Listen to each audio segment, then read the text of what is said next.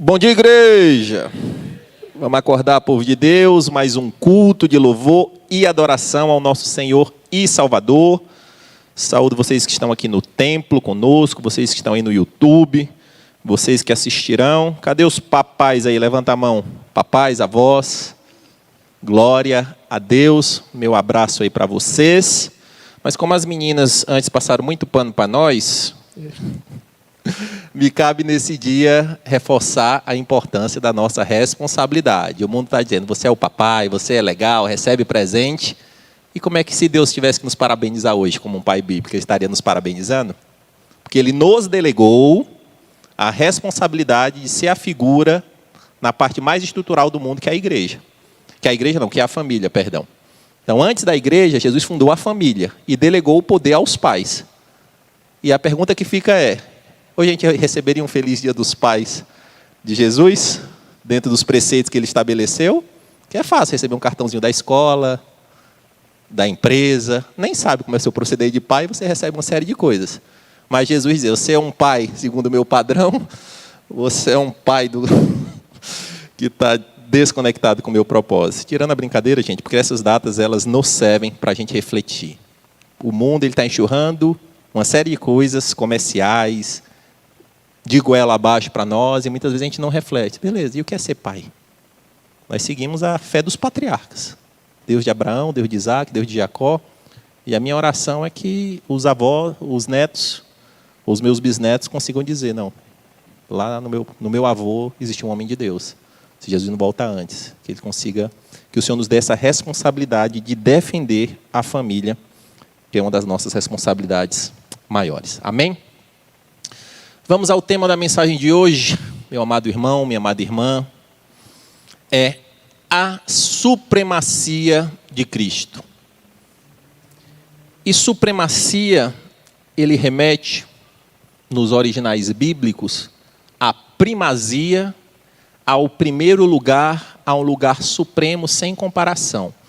A supremacia bíblica, nesse tocante à supremacia de Cristo, não é uma supremacia humana que tem o pódio, primeiro, segundo e terceiro lugar, não. É o único lugar incomparável que ninguém se aproxima e demais todos os outros abaixo. E nesse tocante a gente vai refletir um pouco sobre quem é esse Jesus, no tocante à primazia de Cristo. E eu queria que nessa manhã duas perguntas martelassem a sua mente, como tem martelado a minha, e que em nome de Jesus essas perguntas, elas reverberem, e o meu desejo é que ela fique com você durante essa semana. Se ela martelar lá no seu coração, em algum momento você se lembrar dessas perguntas, eu creio que o Espírito Santo ele está fazendo o papel dele. A primeira pergunta é, você crê na supremacia de Cristo? Essa é uma pergunta. Você realmente crê, nós efetivamente cremos que Jesus ele está no local supremo, incomparável, inatingível, sem comparação, que não tem ninguém próximo a ele? E a segunda pergunta é, em que Cristo você crê? Como assim, Júnior? Eu estou na igreja, estou na Manaim, eu sou dizimista, eu tenho uma ficha de batismo, você vai dizer que Cristo eu creio? Só tem um. Mas isso é na teoria. Na prática, existe gente crendo em vários tipos de Cristos. E não no Cristo Supremo.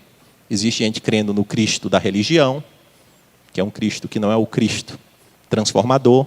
Gente crendo no Jesus da caridade, que ele é apenas um homem caridoso, que passou aqui, fez algumas boas obras. Existe o Jesus Cristo da academia dos intelectuais, que eles creem em Jesus Cristo, estudam Jesus Cristo, e ao final dos estudos eles dizem, ele não é Deus. Então, em qual Cristo efetivamente nós cremos? E o tocante de supremacia de Cristo está ligado à autoridade, a poder, à primazia, à dominação sobre todas as coisas. Hoje, dois dos grandes filósofos que mais impactam a nossa geração, eles são especialistas em Cristo. Participam de debate, defendem o Jesus histórico, não negam que ele existiu, mas no final ele diz, eu sou ateu convicto. Então, em qual Cristo nós estamos crendo? E numa reflexão sobre o mundo ele vai nos jogar numa comparação extrema, numa busca pelo primeiro lugar, pelo pódio, por ser o the best, por ser o MVP, por ser o maior dentre todos, o supra-sumo. O mundo vai nos levar para esse lugar. E isso se traduz com o prêmio do Oscar, com a Miss Universo, com o Nobel que premia ciência e atitudes sociais e políticas. Nós temos uma série de coisas que buscam parabenizar quem é o melhor. O bola de ouro no futebol, etc. Mas essa crise de buscar ter o melhor, de ser o melhor do mundo, ela não é nova não, gente. Ela é velha. Muito velha, por sinal. Os faraós já tinham essa crise. Quem é o maior? Quem é o melhor entre os faraós? Eles faziam uma pirâmide, colocavam toda a sua riqueza abaixo para dizer que era maior do que todos os seus antepassados. E vinha outra e disse, não, eu sou maior do que ele, vou fazer algo maior, algo grandioso. E essa crise vinha. Imperadores, tiranos, faziam estátuas cada vez maiores para dizer, não, eu sou melhor do que o que passou. Outros imprimiam a sua face em moeda e em dinheiro, não, eu sou tão bom que todo mundo, ao fazer uma transação, tem que ver a cara de César. E nesse sentido, o homem ele luta para dizer que é o maior, que é o melhor, que tem a primazia dentre todas as coisas. Mas se a gente trouxer, como é que alguém pode ser supremo se esse título dura só por um ano?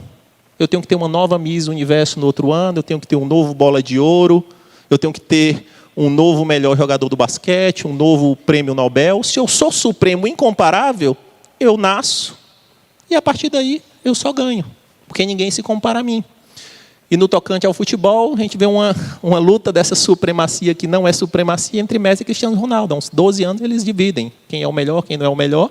Se Messi fosse tão melhor quanto Cristiano Ronaldo, ele teria ganhado todos. Se Cristiano Ronaldo fosse tão melhor do que o Messi, ele teria ganhado todos. E se a gente vai para o rumo dos filmes da Academia de Cinema, quem é melhor? Denzel Washington ou Tom Hanks? Quem foi mais caridoso? Madre Teresa de Calcutá ou Martin Luther King? Quem foi o maior líder de uma nação? Alexandre o Grande dos gregos, César dos romanos, Winston Churchill mais recente, Nelson Mandela, Abraham Lincoln. Quem foi o maior? E o ser humano ele não vai conseguir chegar a essa resposta. Por quê? Porque é impossível, porque nós fomos criados numa lógica espiritual. Jesus é o supremo, aqui embaixo, todo mundo, orelha seca. Uns com mais habilidades, outros com melhores coisas para fazer, outros com algumas habilidades. Traduzindo orelha seca. Jesus, vem essas palavras cearenses aí. Você me sabe o que é orelha seca, não sabe, Washington? Tem ali um conterrâneo, ele já riu. Todos, o Zé também riu aqui, sabe o que é. Todos somos no mesmo nível, estamos ali, tudo ali na ralé, todos estamos ali. E tirando essa brincadeira, gente, o ser humano, Ademar de Campos, ele fazendo uma reflexão esses dias, ele compartilhou como é que você consegue estar com quase 50 anos de carreira e guardar o seu coração. Todo elogio que eu recebo, na primeira oportunidade que eu tenho de ir para a minha oração, eu devolvo para o Senhor. Porque o ser humano ele não tem estrutura de ser adorado. Se eu ficar com aquilo, a gente não foi criado para uma estrutura de ser adorado.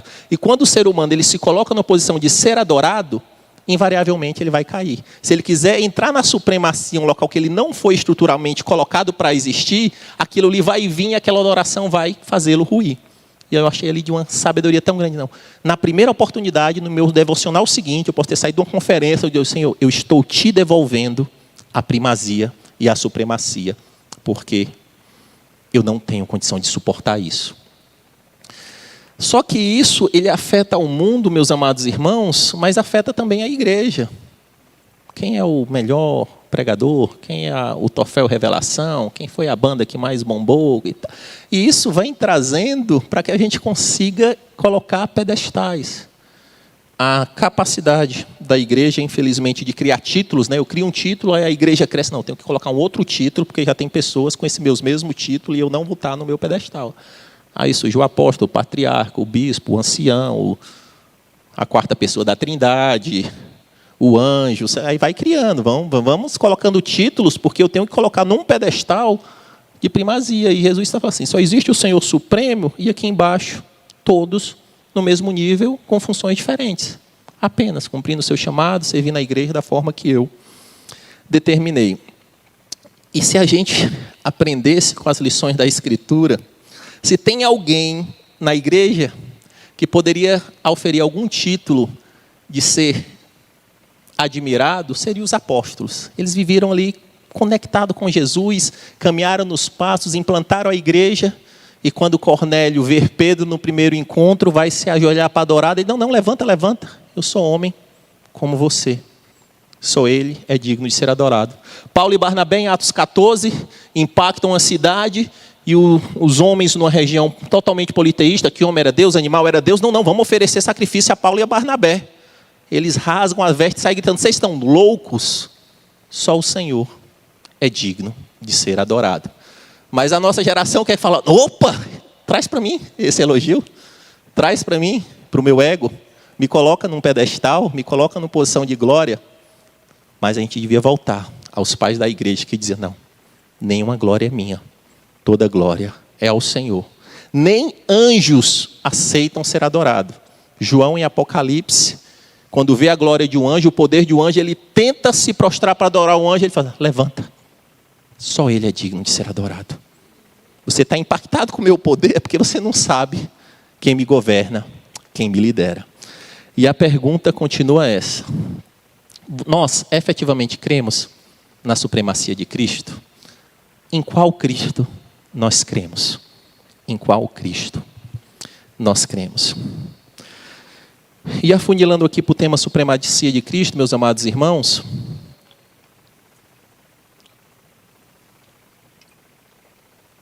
não há dúvida que Jesus existiu. Não há dúvida, nós estamos em 2022, depois de Cristo.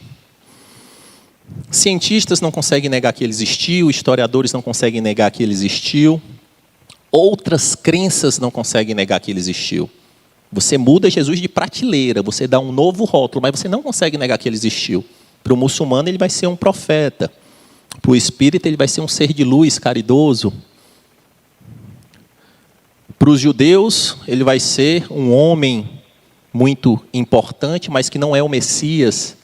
E ali vocês vão colocando, eles vão colocando Jesus em outro local que não é o local supremo. Mas negar, eles não conseguem negar. Mas a pergunta é, e algo que tem que martelar no meu e no seu coração essa manhã é, não crer em Cristo, grava isso, gente, e crer no Cristo errado é a mesma coisa.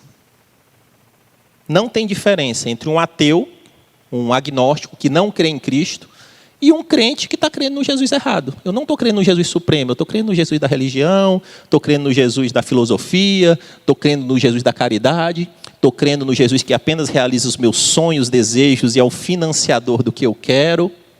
Não, se você está crendo no Jesus errado, não tem tanta diferença ou nenhuma diferença do que não crer.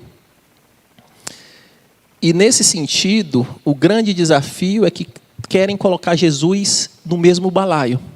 Eles querem tirar Jesus do trono supremo e colocar, não, Jesus foi mais um cara legal. Não foi só um cara legal. Não, Jesus foi um ser iluminado. Ele não... Nem existia energia na época dele lá. Nem vem com esse papo de um ser de luz, não. Ou ele é o Senhor de tudo, ou ele é o Senhor de nada. Não tem meio termo. Ele é Senhor de uma parte da história, ele é um Senhor da parte da vida, não. Ou Jesus é Senhor de tudo, ou ele é o Senhor de nada. E essa crise de querer colocar Deus em prateleiras que não lhe pertencem é antiga. Vide Moisés, quando ele tem um encontro com Deus, honestamente ele troca uma ideia com o Senhor. Entendi, Jesus, entendi a missão.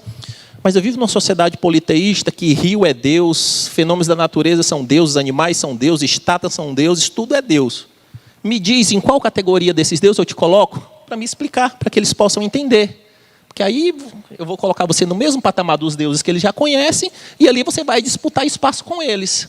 Aí se eu colocar no patamar de Deus de fenômeno da natureza, quando chover você vai brigar com o Deus da chuva ou do animal, eu vou colocar você na mesma prateleira.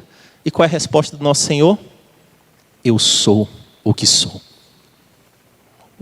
Moisés, você não entendeu, eu não estou disputando espaço com falso Deus. Não, eu sou o que sou, Moisés.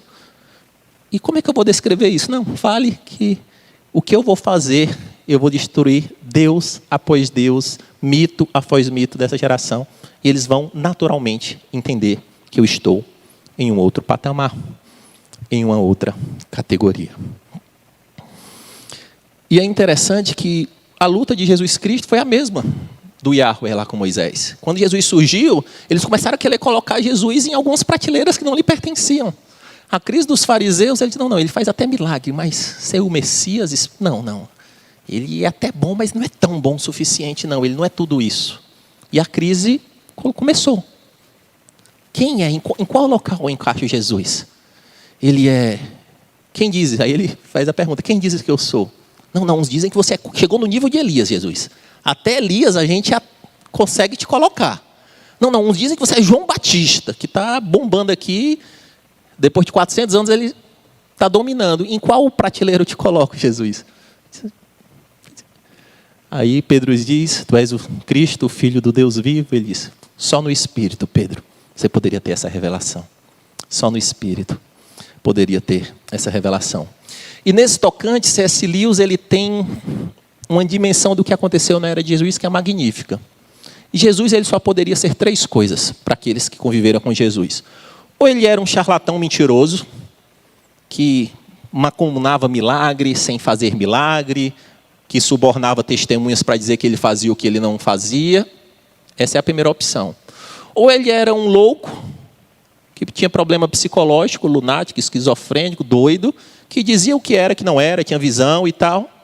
Ou a terceira opção, ou ele era Deus. Ou ele era um ladrão, ou ele era um louco, ou ele era Deus.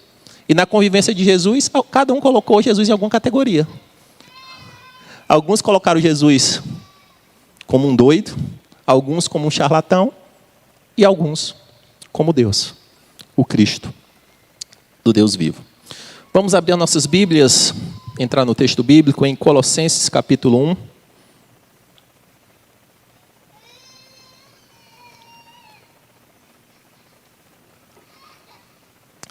Antes de entrar na leitura, eu preciso dar um breve contexto aqui para vocês. A igreja de Colosso, ela não foi fundada pelo apóstolo Paulo. Não foi ele que fundou, diferente de Éfeso, de Corinto, que ele ficou um grande tempo lá, não. A igreja de Colosso, o maior consenso entre os teólogos, é que foi fundada por Epáfras. Colosso ficava perto de Éfeso. E Paulo passou uma longa jornada lá e entendem que algumas pessoas de Éfeso receberam essa mensagem e foram lá e compartilharam em Colosso e dali surgiu uma igreja. Mas qual foi o grande problema da igreja de Colosso? Ela cresceu, se estruturou, mas ela tinha várias possibilidades para dar resposta ao sentido do ser humano. Colosso tinha toda uma influência grego-romana, politeísta, onde homem era Deus, onde animal era Deus, onde tudo poderia ser Deus. Tinha uma influência da filosofia grega que crescia enormemente, onde as pessoas ficavam flertando, buscando o sentido da vida. Tinha influência do esoterismo, pessoas que estudavam os astros. E tinha influência da comunidade judaica, que existia uma comunidade judaica forte, que ali travava uma briga com a religião. E no meio dessas diversas possibilidades surge Jesus. E pessoas começam a morrer por esse Jesus, pessoas começam a falar que ele é a verdade, que ele é o caminho, que ele é a vida. E essa galera fica assim, mas em qual patamar eu coloco ele? Eu coloco num patamar de um Deus como qualquer outro Deus, romano ou grego? Eu coloco ele como a mente mais brilhante que já teve aqui, dos filósofos que nos impactam? Em qual patamar eu coloco Jesus? Eu coloco ele no intermediário, ele não é Deus, mas também não é homem, ele é como se fosse um ser celeste, um anjo. E dentro dessa treta que surgia da igreja de Colosso, Epáfras se viu em maus lençóis, ele não conseguia resolver. Ele viajou até Roma para ter uma consultoria de como cuidar de uma igreja problemática com Paulo. E Paulo, já preso, ele escreve uma das cartas mais cristocêntricas. A carta de Colossenses é uma carta focada em Cristo, do início ao fim. e ali aquela carta é devolvida para aquela igreja com um dos grandes objetivos de distinguir Jesus de tudo aquilo que influenciava aquela igreja. Jesus é acima da religião, da ciência, da filosofia, do esoterismo, e nesse contexto, Paulo, ele envia a carta para Colosso, para que ali, aquela igreja tenha a noção de quem é esse verdadeiro Jesus. Vamos ler Colossenses, a partir do verso de número 15.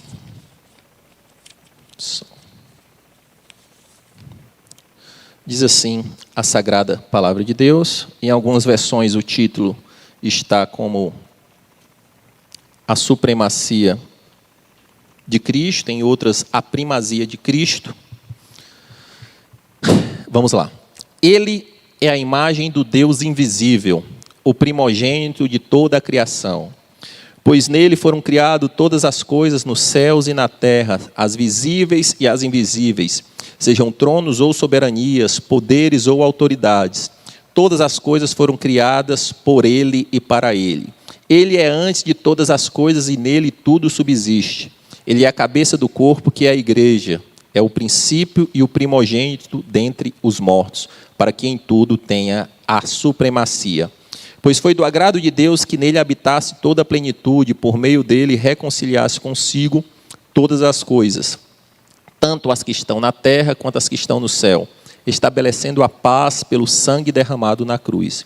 Antes vocês estavam separados de Deus e em suas mentes eram inimigos por causa do mau procedimento de vocês. Mas agora ele reconciliou pelo corpo físico de Cristo mediante a morte para apresentá-los diante deles santos, inculpáveis e livres de qualquer acusação, desde que continuem alicerçados e firmes na fé, sem se afastarem da esperança do Evangelho, que vocês ouviram e que tem sido proclamado a todos que estão debaixo do céu. Esse é o Evangelho do qual eu, Paulo, me tornei ministro. Glória a Deus. Então, dentro de uma carta curta, Paulo ele dá um trecho da carta, não, eu preciso colocar Jesus no lugar de direito dele. Eu preciso orientar essa igreja a entender quem é esse Jesus que eles estão aprendendo através de Epáfras, através dos outros discípulos. Eu preciso colocar os pingos nos is. E desse trecho aqui eu selecionei 7 lições que Paulo deixou para a igreja de Colosso, que se aplica à nossa vida, para que a gente possa crer no Jesus correto. A primeira delas é: Jesus é Deus. Que óbvio, né? Vamos ao verso 15. Ele é a imagem do Deus invisível, o primogênito de toda a criação. Paulo inicia colocando os pingos nos is, e aqui ele é a imagem do Deus invisível, remete à mesma natureza. Eu estou dizendo que esse Jesus aqui, ele é de mesma natureza, não desses deuses que vocês têm com D minúsculo. Ele é de mesma natureza, ele é parte da Trindade, o conceito da Trindade está aqui inerente, do Deus invisível. O que o Paulo chamou em outro momento do Deus desconhecido. Então Jesus, esse homem que vocês estão ouvindo falar, que está surgindo discípulo, que está surgindo boato, ele não é apenas um homem. Ele não está no patamar dos filósofos que vocês sentam aí nas rodas para ouvirem. Ele é Deus. Ele é Deus. No verso 19 ele vai dizer que Deus se agradou para que habitasse nele toda a plenitude.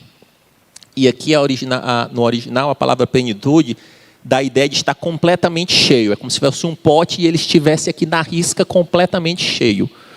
E aqui Paulo, ele sabia e ele escrevia para cada público de acordo com a capacidade daquele público interpretar. Ele deu no verso 15 algo mais simples, mas no verso 19 ele coloca os filósofos para pensar. Ele é a plenitude de Deus, mas se Deus ele não pode ser contido, como é que ele pode conter Deus? Só sendo Deus. Só sendo Deus. Como é que um Deus onipresente, onisciente, que pode todas as coisas, ele pode ser contido no sentido de uma pessoa armazená-lo completamente? Só sendo o próprio Deus. E nesse sentido, gente, esse ponto a gente poderia até pular, Talvez faça sentido para a igreja lá que tinha muitos falsos deuses da Roma, da Grécia, e Paulo começar essa parte da carta dizendo que Jesus era Deus, fazia sentido para lá, para nós não. A gente está no Brasil, um país evangélico. Será, gente, que não tem vários deuses aí competindo espaço com Deus verdadeiro? A gente está colocando Jesus abaixo de políticos, abaixo de pessoas que têm poderes, abaixo de pessoas influentes. E será que aquele grito de Paulo ele não reverbera hoje? Ele é Deus. Ele é Deus. Ele é Deus. Segundo ponto, segundo argumento de Paulo, no verso 16, a gente pode tirar que Paulo diz, ele é o rei da terra e dos céus. Vamos na primeira parte. Pois nele foram criadas todas as coisas nos céus e na terra, as visíveis, as invisíveis, sejam tronos, soberanias, poderes ou autoridades. Aqui Paulo ele sabe que um dos grandes dilemas do ser humano é entender o que tem depois da terra, depois desse plano que a gente vive. E Paulo ele entra para aquela galera, filósofos, vocês que ficam pensando aí na origem das coisas, no que tem depois, do que tem antes. Eu já estou dizendo que ele reina na terra e reina no céu. Reina no que você vê e do que você não vê. Então você está vendo esse imperador que você admira, esse tirano, esse líder militar que você admira, ele está sujeito a Jesus Cristo. Fica imaginando o bug que dá na cabeça das pessoas. Esse filósofo aí que você senta para admirar, para aprender, estão todos sujeitos a Jesus Cristo. E vou entrar aqui num tema um pouco sensível. A nossa igreja, glória a Deus, ela não é uma igreja que abre espaço do púlpito para ser pregado política, para candidatos, e louvo a Deus pela vida do pastor Caio e da pastora Raquel por isso. Mas nos cabe uma reflexão nesse momento de eleições. A igreja ela tem sido assolada por medo, como se Jesus ele não tivesse o controle da história. Não, meu Deus, o que é que vai acontecer? Provérbios 21 diz que o coração de um rei é como um rio que o Senhor leva para onde Ele quer. Quer seja de direita, de esquerda, do centrão, Ele leva para onde Ele quer.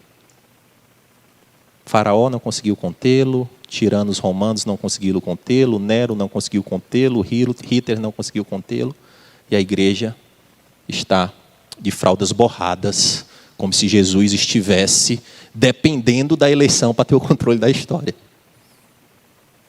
Misericórdia, gente. Obviamente que nós temos que exercer o nosso dever enquanto cidadão de buscar ter uma eleição correta, baseada nos princípios, no que nós acreditamos, cada um exercer o seu direito cívico. Mas achar que Jesus está sujeito a político, quando eu acho isso, eu estou idolatrando o político, achando que ele tem capacidade de mudar a minha história e não o Senhor do Universo. Cada um fica com a sua escolha. Eu prefiro me sujeitar ao Senhor do Universo. Eu prefiro me sujeitar ao Senhor do Universo, que reina nos céus e na terra, no que eu vejo e do que eu não vejo. Se a gente está idolatrando um comedor de feijão, que dura no máximo aí 70, 80 anos, que vai para o mesmo lugar que eu vou, ser enterrado da mesma forma que eu vou, cada um tome a sua decisão. E além disso, ele fala que ele reina no campo terreno, mas ele reina também no campo espiritual. Como assim? Eu fico imaginando o nó que dava na cabeça dele. A gente nem entendeu o mundo espiritual ainda, a gente tem dúvida sobre isso. Você diz que ele reina sobre isso, reina sim. Pegue os relatos de Marcos 5. Nós somos testemunhas de quando ele foi expulsar uma legião de demônios. Aquela legião poderosa de demônio, ele não viu ali o carpinteiro, filho de José ou de Maria. Eles viam o Senhor do Universo e se sujeitavam a ele. Meu Senhor, por favor, me lance aos porcos. No mundo espiritual não tem dúvida, eles veem tudo o que acontece. Remeto de novo aos anjos de Apocalipse. Quem é digno de abrir o selo? João ele teve um flerte do que é o poder. O Cordeiro de Deus, ele sim é o único digno de abrir o livro, de romper com os selos. E que a gente possa entender, meu amado irmão, que Jesus ele está acima de todos e reina nos céus e reina na terra. Terceiro ponto, Jesus é o propósito, no mesmo verso 16. Todas as coisas foram criadas por Ele e para Ele. Uma das maiores crises do ser humano é o propósito. Por que existimos? Para onde vamos? Coisa de Globo Repórter, né? De sexta-feira, chamada de Globo Repórter. Vamos descobrir o propósito da humanidade. E não descobriram. E essa crise da busca do propósito, meu amado irmão, ela tem assolado o ser humano, e principalmente essa geração. As empresas elas estão buscando ser empresas de propósito. O ser humano está fazendo testes vocacionais para tentar encontrar o seu propósito. Essa nova geração, essa geração, é tanto Y, Z, é tanta sopa de letrinha que o alfabeto não deu mais conta, essa mais recente, eles não querem trabalhar mais só pelo dinheiro. Eles estão deixando carreiras promissoras em empresas tradicionais para trabalhar em negócios que impactem o mundo, que tem uma razão de ser, que deixam um legado. Só que aí Paulo ele diz, sabe, tudo que existe foi ele que fez. Para quê? Para ele. Então Paulo fechou o propósito da vida do ser humano. Tudo que foi feito foi por ele e para ele. Então se você estiver fora desse propósito, você vai estar louco, buscando uma razão de vida, buscando um propósito. Talvez achando que o propósito está no dinheiro, na sexualidade, na beleza, na juventude, nas viagens, buscando o propósito em qualquer coisa que vai preencher o seu coração. E Paulo está dizendo, se você não entendeu que tudo foi feito por ele e para ele, esse buraco nunca vai ser preenchido. Porque o propósito do ser humano, é o que Rick Warren coloca lá no seu livro, Uma Vida com Propósitos, mas o propósito basilar é, nós fomos feitos para adorar. Nós fomos feitos para exaltar. Porque nós fomos feitos por ele e para ele. É o que o salmista vai dizer no Salmo 150. Todo ser que respira, louve ao Senhor. Então assim, Deus criou todas as coisas para que nós, ao ser impactado pela sua glória, possamos adorar. No Salmo 148, ele não fala só quem respira. Então, é só quem respira? Não, ele fala anjos, árvores, lua, céu, sol, montes, tudo louve e o adore. Então, nós possamos entender que Jesus, ele também é o propósito. Ponto 4, ele é eterno. Ele é antes de todas as coisas e nele tudo subsiste. Ele está falando aí, toda essa galera aí que você está vendo aí são perenes. Tem o César terceiro, quarto, quinto, décimo.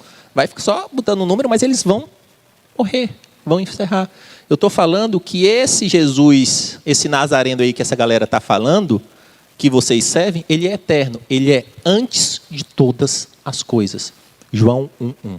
No princípio era o verbo estava com Deus e o verbo era Deus. Uma das crises do ser humano é sobre propósito. Eu já estou te dizendo que ele é o propósito. Uma crise do ser humano é sobre o tempo. O ser humano ele tem dificuldade de lidar com o tempo. Eu sofro com o passado, eu não vivo o presente, eu coloco meus anseios no futuro. Ele também é Senhor do tempo, porque ele é antes de todas as coisas. Ele é o princípio e o fim. Até o tempo, que vocês estão na dúvida, se é Cronos, se é Kairos, tudo isso serve ele. Até o tempo serve o nosso Senhor eterno. E é o que o pastor Caio gosta de brincar, que ele é um Deus quântico, né? Não existe presente, passado ou futuro. Nada vai pegar Deus, Jesus, de surpresa, porque ele está no início e no fim. Ele diz que para ele 1000 anos é como um dia e um dia é como 1000 anos. Então, nós possamos entender que também ele é o Senhor do tempo. Não é o Doutor Estranho da Marvel não, viu gente? É o Senhor do tempo mesmo.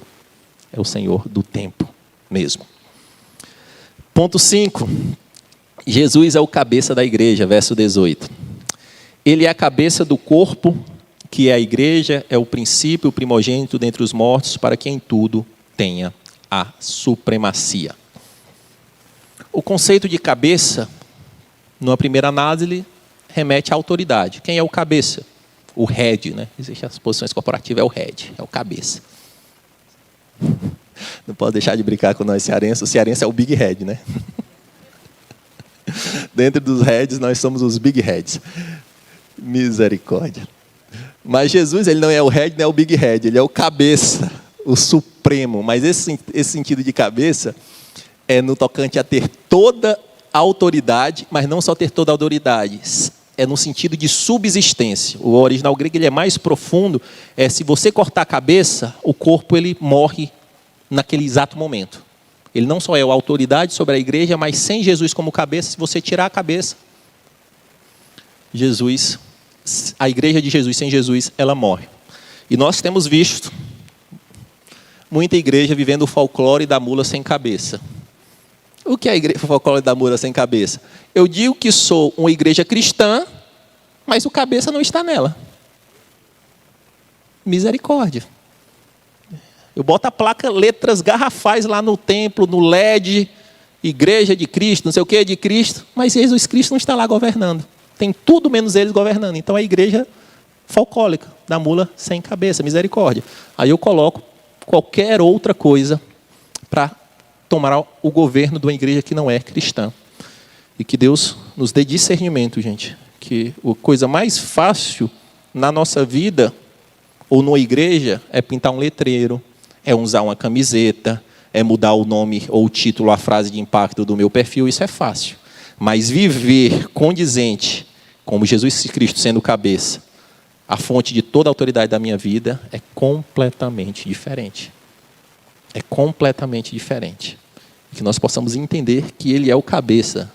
Não tem subdivisões, não tem hierarquias. Ele é o cabeça da igreja e só tem outra função, noiva. Servo. Submissos. Não, mas deixa eu apresentar aqui o organograma da minha igreja. 450 posições, cargos, títulos. Não. Só tem o cabeça e todos são servos. E Jesus é tão maravilhoso, sabendo da crise do ser humano, ele inverteu a pirâmide. Quanto mais você me serve, mais você é despromovido. Porque o maior tem que ser o menor. Quem lidera como quem serve. Ponto 6. Aqui Paulo ele dá um checkmate da sua argumentação na luta na supremacia de Cristo. Jesus é Salvador. Versos 20 a 22. E que por meio dele reconciliasse consigo todas as coisas, tanto as que estão na terra, quanto as que estão no céu, estabelecendo a paz pelo seu sangue derramado na cruz. Antes vocês estavam separados de Deus e em suas mentes eram inimigos por causa do mau procedimento de vocês. Mas agora ele os reconciliou pelo corpo físico de Cristo, mediante a morte, para apresentá-los diante deles santos, inculpáveis e livres de qualquer acusação. E aqui Paulo ele vai nos seus argumentos, colocando Jesus acima, e aqui eu vou colocar no local incomparável, porque ele é salvador da humanidade. Aí ele fala assim, qual foi o Deus aí que você serve que se colocou numa posição de salvador, de reconciliador da humanidade? Eu ficava imaginando a crise. Não, os deuses que a gente tem aqui nos subjugam, a gente tem que ficar fazendo barganha, tem que ficar trocando as coisas com esse Deus. Não, eu estou te apresentando um Deus que ele é o reconciliador da humanidade. Mas como assim reconciliador? Não, mas primeiro para ele se reconciliar, eu tenho que te mostrar quem você é, que talvez você não sabe quem você seja. Você é inimigo de Deus, corrupto, rebelde, pecador, miserável. E você, em você mesmo, não tem condição de se conectar com um Deus santo, perfeito e justo. Então esse Deus santo, amoroso, ele assume a forma de servo e morre na cruz para lhe salvar, para lhe reconectar com o propósito de vida. Então aqui, ô igreja de Colossos, eu estou distinguindo se existe alguma dúvida de quem é esse Jesus. Ele é o único Senhor, Deus e Salvador, e que serve a tal ponto de morrer a morte de cruz pelos pecados de pessoas como eu e como você, igreja de Colossos. Nós sabemos quem nós somos, mas tem alguém que morreu, que morreria por você? Não, talvez você nem morreria pelo seu filho. Você fala, mas você não teria coragem de morrer pelo seu filho, talvez você não tenha coragem de morrer pela sua esposa. A gente fala, mas teve um que morreu por todos nós, os que passaram, os que viveram por eles e os que virão. Ele morreu por todos esses, para que aqueles que creem nele tenham uma reconciliação com o Pai. E aqui Paulo ele dá o checkmate na argumentação dele. E o último ponto é que Jesus transforma. Verso 23. Depois de eu entender quem ele é, que ele é quem diz que ele é o Supremo, depois de crer nele e aceitá-lo, eu estou salvo. E o terceiro passo, ele me transforma. Desde que continuem alicerçados e firmes na fé, sem se afastarem da esperança do Evangelho que vocês ouviram e tem sido proclamado a todos os que estão debaixo dos céus. E aqui é o ponto principal. Esse é o Evangelho do qual eu, Paulo, me tornei ministro. Ele começa dando um encorajamento à igreja, mandando estar firme, mandando perseverar, mandando ter fé, dando uma ideia de jornada. Isso aí Paulo ele sempre reforça nas cartas, de não adianta dar um voo de galinha na fé cristã, começa ali e já para ali na sequência. Não adianta querer ser um corredor de 100 metros rasos. A fé cristã não é uma fé de 100 metros rasos, que você dá lá todo o que você tem e acaba o gás. Não, ele dá o conceito, não, é maratona, é jornada, é perseverança. Mas ele entra numa outra questão e diz, esse evangelho que vocês estão vendo, essa boa notícia que vocês estão vendo, esse Deus, esse Jesus, homem Deus, que morreu por mim e me salvou, ele me transformou.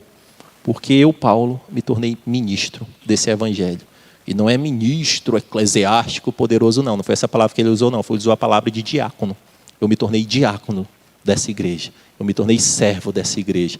Eu saí de perseguidor dessa igreja, do encontro que eu tive em Damasco. Vocês sabem da minha história, a história de Paulo devia reverberar nas igrejas, nos discípulos deles. Vocês sabem o rótulo que eu tinha. Mas foi esse evangelho que me transformou. E eu me tornei ministro dele. E vivo como um escravo desse amor. E nem queria estar aqui. Porque para mim eu já queria estar lá. Mas estou aqui cumprindo uma missão para que mais pessoas encontrem este mestre. E tem um argumento que Billy Graham usou num sermão clássico dele, muito, muito interessante, que é o sermão Who is Jesus? Quem é Jesus? E ele vai dando as características de Jesus, num certo ponto do sermão ele diz, tentando parafrasear aqui, se eu tivesse que provar para você cientificamente que Jesus existiu, eu ia falhar. A gente ia ficar numa briga científica e tal, vai e volta. Mas não é porque eu não consigo lhe provar cientificamente que ele não existiu. Porque eu sei o que ele fez na minha vida. A prova que ele existe é porque ele me transformou. Então eu vivo diariamente com essa transformação, então eu não tenho nenhuma dúvida que ele existe. E dia após dia eu continuo crendo mais no poder de Deus, que eu continuo convivendo com mais pessoas sendo transformadas por esse amor. Então, em vez da minha fé reduzir, ela só aumenta. Quanto mais eu convivo com pessoas transformadas por ele, aquele que roubava não rouba mais, aquele que mente não mente mais, aquele que agredia não agrede mais, aquele que subjugava serve. Então, quando eu vejo o impacto desse evangelho, dessa boa notícia, eu continuo crendo cada vez mais nesse Senhor. Baixe as luzes, por favor, Pai. Eu queria chamar o Moisés aqui, para a gente ter um momento de reflexão. Se você puder projetar aqui, por favor, o que a gente refletiu nessa manhã. E a pergunta continua. A pergunta continua. Você crê na supremacia de Cristo? Em qual Cristo você crê? E aqui eu tentei fazer aqui uma jornada do ser humano. Ele começa ali em pé, e a primeira pergunta que vem para o ser humano é, você crê ou não crê em Jesus? Se você não crê, você já desce, você é um ateu, um agnóstico convicto, beleza. Não, eu creio em Jesus. Isso lhe faz um cristão? Não, isso lhe faz um crente. Porque a gente ainda não sabe em qual Jesus você creu. Porque tem gente crendo em vários tipos de Jesus, entre aspas. Aí vem a segunda pergunta, mas você crê no Jesus supremo, no Criador do universo, no Deus encarnado que veio e morreu ao terceiro dia? Aí se você crê nesse Deus supremo, aí sim, você se torna um cristão. Se você não crê, você se torna apenas um crente nominal, que pode crer no Jesus da academia, da filosofia, da geografia, da política. Qualquer Jesus você está crendo. E aqui eu ratifico os argumentos que Paulo argumentou com aquela igreja que servem para nós hoje. Jesus é Deus. Ele é a imagem do Deus invisível. Toda a plenitude de Deus habitou nele. Ele é o rei dos céus e da terra. O que a gente vê e o que a gente não vê está sob o governo, sob o domínio dele. Jesus, ele é o propósito. Todas as coisas foram feitas por ele e para ele. Jesus é eterno. Antes do princípio, antes de todas as coisas, ele já era. Jesus é o cabeça da igreja. Ele é o pilar de sustentação da sua noiva. Jesus é o Salvador, o Deus vivo que morreu por pecadores para que haja uma reconciliação. E Jesus, ele transforma todo aquele que crê nele corretamente. Não tem como crer nele e não ser transformado. Obrigado, Pátio. Santo, santo, santo é o Senhor. E o problema da igreja de Colosso, qual era o problema da igreja de Colosso? Era colocar Jesus no seu devido lugar. Jesus ali, ele estava concorrendo com diversas possibilidades, com diversas influências, filosofia, esoterismo, ciência, judaísmo religioso, ultra-ortodoxo. Jesus estava concorrendo com tudo aquilo ali. E é o mesmo problema que a gente tem. Jesus, hoje, infelizmente, ele tem que disputar espaço com dezenas, com centenas de coisas no nosso coração. Com o político de estimação, com a celebridade que eu acompanho e sigo, com as minhas filosofias, às vezes até comigo mesmo. Jesus, ele tem que disputar espaço comigo mesmo, porque eu quero toda a vida assumir o trono da minha vida e governar sozinho. Mas Jesus, ele demonstrou a graça para a igreja de Colosso através do seu servo apóstolo Paulo, dizendo: igreja, eu vou te mostrar exatamente quem eu sou. Eu vou te mostrar exatamente quem eu sou, igreja de Colosso. Vocês estão começando essa jornada, vocês estão engateando na fé, mas eu preciso dar um chacoalhão em você, igreja, para que vocês saibam exatamente quem eu sou. Eu sou o supremo, o incomparável, acima de tudo e de todos. E Jesus continua com essa graça disponível. Igreja brasileira, mundial, Igreja Batista Manaim, eu estou lhe dando um chacoalhão para que você reflita em qual Jesus você está servindo. Se eu tenho efetivamente ocupado o local de supremacia na sua vida, ou eu tenho que ficar lutando por espaço. Quando você precisa de mim, eu estou no topo.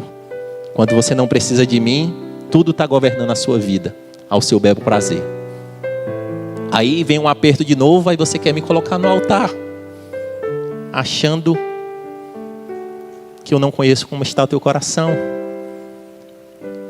Lembre, igreja, do que eu já falei.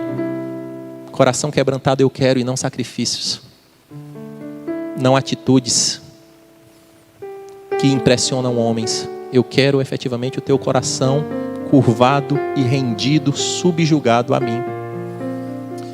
E aquela missão que Paulo assumiu de viver por esse evangelho, de morrer por esse evangelho, de ser preso por esse evangelho, se você aceita a minha graça, ela vai te transformar, mas existe um preço de você viver condizente com essa graça.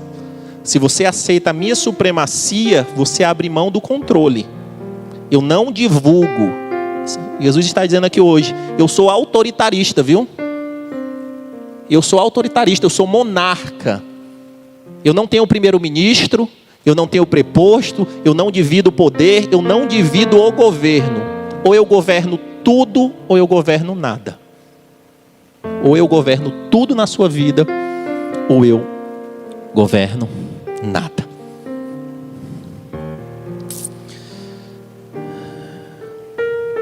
E a pergunta continua. Você crê na supremacia de Jesus? Em qual Jesus você crê? Em qual Jesus você crê? Ou ele é Senhor de tudo, ou ele é Senhor de nada. Mas eu posso gritar aos quatro ventos e dizer, eu creio em Jesus. Mas ele nos pergunta essa manhã, se eu creio que ele é supremo, que ele é o Senhor do universo e tem todo o poder, por que tanto medo? Por que tanta angústia? Por que tanta desilusão? Senhor, tu és o supremo, tu controlas céu, terras, tempo, tudo está subjugado a ti, Senhor. Eu professo isso com a minha boca, mas na prática eu acho que o Senhor não tem o controle da minha vida, Senhor. Eu acho que o Senhor está tentando encontrar uma solução para a minha vida. Não. Se efetivamente nós cremos quem Ele é, ser quem Ele é o Supremo, a nossa forma de encarar a vida tem que ser totalmente diferente. O medo, a angústia, o descontrole. Se eu creio que Ele é quem Ele diz ser, por que tanta auto-idolatria? Por que tanta vaidade? Por que tanto controle? Se eu creio que Ele é quem Ele diz que é, por que eu tenho tantos ídolos de estimação? Que se nós apertarmos e confrontarmos o nosso coração, talvez nós devemos entender que talvez essas pessoas estão tendo maior espaço do que o Senhor do universo. Que o Senhor tenha misericórdia de nós. Que o Senhor tenha misericórdia de nós. E Paulo, ele disse que Jesus é Deus, é Rei dos céus e da terra, é eterno, é o cabeça da igreja, ele nos dá o propósito, ele nos transforma, ele nos salva. E eu poderia gastar toda essa manhã tentando descrever o que os homens bíblicos que tiveram intimidade com ele colocaram nas escrituras. A Bíblia, além de ser um livro de revelação, é um livro de declaração de amor daqueles que tiveram encontro com aquele homem. Eu poderia dizer que ele é o início, o fim, o alfa, o ômega, o eterno, o supremo, fonte de toda justiça, fonte de toda benevolência, fonte de toda autoridade, o pão da vida, o autor da vida, a fonte de água viva, a videira verdadeira, a porta. Eu poderia gastar toda essa manhã ratificando os argumentos de quem é esse Senhor supremo. Mas a pergunta é, não falta argumentação, falta um coração quebrantado e curvado. E diante disso eu queria encerrar lendo um texto de alguém que, mesmo caminhando com Jesus muito proximamente, sendo discípulo e sendo dentro dos discípulos, ele estava entre os três, e dentro dos três ele era o discípulo amado. Então ele conheceu o Jesus homem, ele conheceu o Jesus ressurreto, que caminhou por 40 dias na terra, mas ele não conhecia o Senhor supremo. E quando ele é levado para entender o que aconteceria no Apocalipse, ele tem um encontro com o Senhor supremo. Apocalipse 12, 12 ao 18. Voltei-me para ver quem falava comigo, voltando-me vi 7 candelabros de ouro, e entre os candelabros alguém semelhante ao Filho de Homem, com uma veste que chegava aos seus pés e um cinturão de ouro ao redor do peito. Sua cabeça e os seus cabelos eram brancos como a lã e tão brancos quanto a neve, e seus olhos eram como chama de fogo. Seus pés eram como bronze numa fornalha ardente, e sua voz como o som de muitas águas. Tinha em sua mão direita 7 estrelas, e da sua boca saía uma espada afiada de 2 gumes. Sua face era como o sol quando brilha em todo o seu fulgor, quando vi cair seus pés como morto. Então ele colocou a sua mão direita sobre mim e disse: essa mão direita está disponível para você e para mim. Que em nome de Jesus a mão direita esteja tocando. Essa mesma mão direita que tocou em João, que deu a dimensão de quem era Deus, esteja nos tocando e nos trazendo esse convencimento. Ele disse: não tenha medo, eu sou o primeiro e o último, sou aquele que vive, estive morto, mas agora estou vivo para todo sempre, e tenho a chave das mortes e do Hades. Senhor, nos dá a dimensão de quem efetivamente Tu és. Nos dá, Senhor Deus amado, a dimensão da Tua supremacia, da Tua soberania, de quão inigualável e incomparável Tu és, Senhor. Nós Te louvamos, Senhor. Nós Te louvamos, nós Te exaltamos. Derruba, Senhor, as pilastras da idolatria em nosso coração. Rasga o nosso coração, Senhor. Reconstrói um coração novo, não um coração de pedra. Nos dá um coração de carne, rendido a Ti, Senhor. E eu não poderia deixar dessa manhã de fazer um convite para você que está aqui e para você que está nos assistindo e que assistirá. Talvez você nunca confessou Jesus como Senhor e Salvador. Talvez você nunca foi apresentado a Jesus como o Supremo do Universo, Senhor de todas as coisas, e você nunca confessou com a sua boca e creu no seu coração. Então, se tem alguém aqui que ainda não fez essa confissão, essa rendição, essa entrega, e tirando esse nome bonito, e quer morrer para si e entregar o controle da sua vida para Jesus, se tem alguém que quer fazer essa oração, coloque a mão no seu coração. Você que está em casa, faça essa oração. Senhor Deus, eu reconheço que Tu és o Senhor do Universo, e eu quero entregar a minha vida para Ti, Senhor. Perdoa os meus pecados. Eu creio, Senhor, que Tu és o Senhor Supremo do Universo, o Filho de Deus. Escreve o meu nome no livro da vida. Perdoa os meus pecados, perdoa a minha rebelião, perdoa a iniquidade existente em mim. Me ajuda, Pai, em nome de Jesus. E o outro convite que eu tenho nessa manhã, esse é um pouco diferente, é para você que é crente, confessa Jesus, mas talvez nessa manhã foi confrontado que talvez você esteja crendo no Cristo errado, não no Cristo Supremo. Talvez eu tenha entendendo que eu estou crendo num Cristo que realiza só as minhas vontades quando eu quero, num Cristo de religião e de dogmas e do que pode e não pode.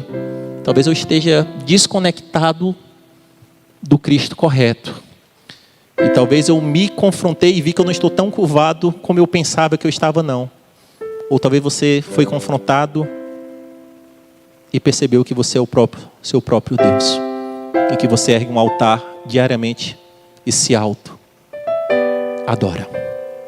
Se tem alguém que já é crente, mas quer fazer um voto com o Senhor, quer se conectar e pedir perdão e colocar o Senhor não no local que ele merece, porque ele só tem um local que é o local da supremacia.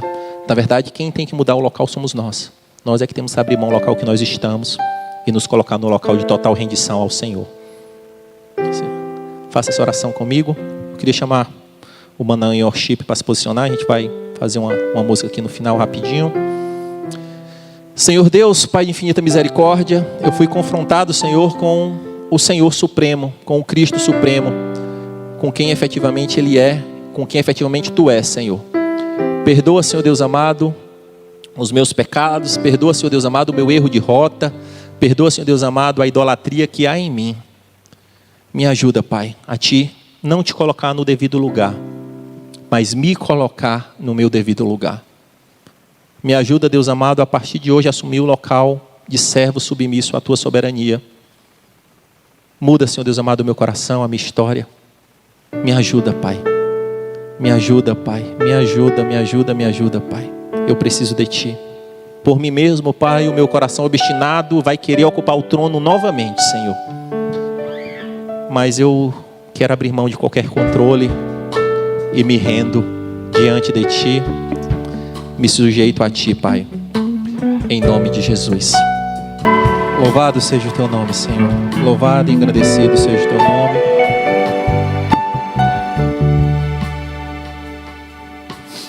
Santo, santo, santo é o Senhor.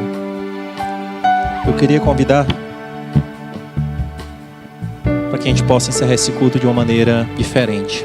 Se você pode, se você crê que Ele é o supremo da sua vida, não tem outra forma de a gente encerrar esse culto que não seja de joelho a Ele. Porque a adoração nada mais é do que se curvar ao Senhor do universo. Se você pode, se você crê que Ele é quem Ele é, Senhor meu Deus e Pai, a Tua igreja se curva diante da Tua soberania, diante da Tua autoridade, diante do Teu poder, diante da Tua glória. Perdoa-nos, Pai. Perdoa-nos, Senhor, por não Te dar a devida honra, por não viver de acordo com o Teu senhorio.